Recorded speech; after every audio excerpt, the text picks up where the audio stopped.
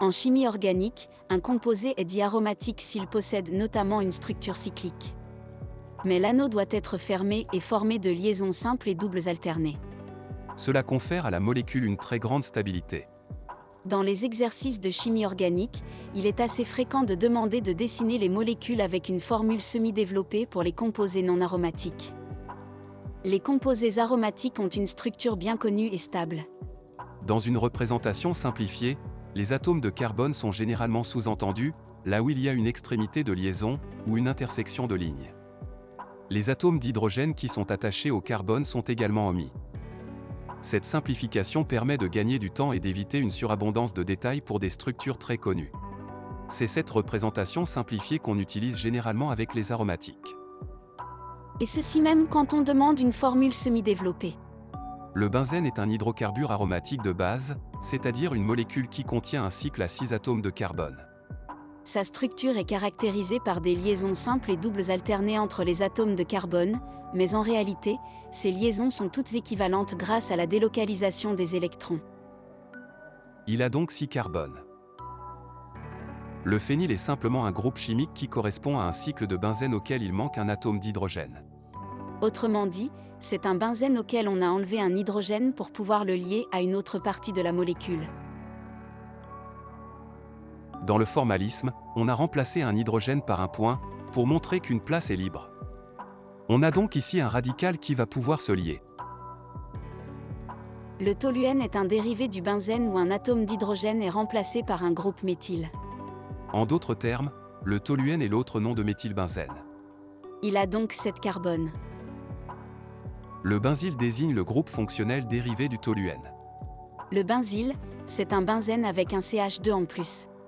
Il a donc 7 carbones. La différence entre benzène et benzyle peut paraître subtile. Le benzène est une molécule complète qui contient un anneau de 6 atomes de carbone. Le benzyle a en tout 7 carbones. Les règles de nomenclature quand il y a un aromatique comme chaîne principale, ou comme radical, sont complexes et varient beaucoup d'année en année. On va chercher toujours d'aller au plus simple. Ici, par exemple, le plus simple est de considérer le benzène comme la chaîne principale. On nomme cette chaîne principale sur la base des 4 aromatiques qu'on vous demande d'apprendre par cœur. C'est du benzène. On se souvient également qu'on numérote les carbones de la chaîne principale, en commençant par le plus proche d'un radical. Comme nous avons ici un cycle, on cherche le sens de la numérotation de manière à avoir la somme des numéros le plus petit possible. Non, pas dans ce sens-là non. On nomme les radicaux. On fait précéder le nom de chaque radical d'un chiffre, qui indique l'emplacement de ce radical sur la chaîne principale. Cette molécule est le 1,3-diméthylbenzène.